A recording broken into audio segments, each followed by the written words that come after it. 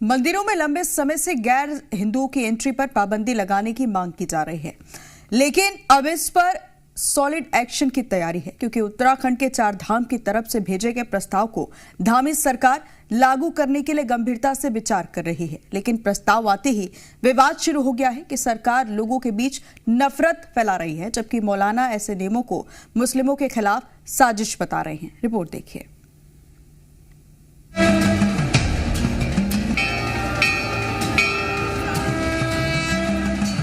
उत्तराखंड के चार धाम बद्रीनाथ, केदारनाथ, गंगोत्री और यमुनोत्री समेत 50 मंदिरों में बहुत ही जल्द गैर हिंदुओं की एंट्री पर बैन लगाने की तैयारी चल रही है। उत्तराखंड के चार धाम की समिति की तरफ से धामी सरकार को प्रस्ताव भेजा गया है, जिस पर सरकार में सहमति बन गई है। प्रतिबंध सिख, जैन और बौद्ध धर्म के अनुयायियों पर लागू नहीं होगा। चार धाम के अलावा मंदिर समितियों के अधीन आने वाले 46 अन्य मंदिरों के लिए भी इसी तरह के प्रस्ताव तैयार किए गए हैं। प्रस्ताव को जल्द लागू करने की प्रक्रिया शुरू की जाएगी। आजकल आप देख रहे हैं तलवारें बट रही हैं, फरसे बट रहे हैं, हिंदुओं को मुसलमानों के खिलाफ तैयार किया जा रहा है। तो हो सकता है उनकी कोई प्लानिंग हो कि भाई हम यहाँ इस तरह का कोई प्रशिक्षण शुरू करेंगे जो लोगों की नजर में ना आए।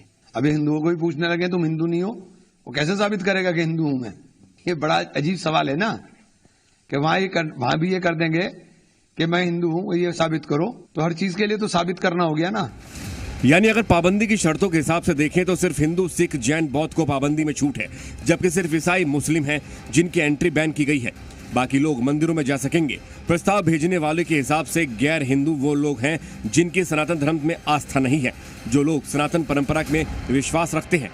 मुझे लगता है कि किसी को पहली बात तो आपत्ति करनी नहीं चाहिए, क्योंकि हर जगह के अपने एक नियम होते हैं, रूल्स होते हैं। तो वैसे भी वहाँ मैं समझता हूँ कि मुस्लिम्स का गंगोत्री पे कोई काम है भी नहीं, और अगर इससे वहां जाने से अगर कोई मुस्लिम जाता है और वहां जाने के बाद अगर कोई झगड़ा फसाद भी होता है तो उससे नुकसान होगा।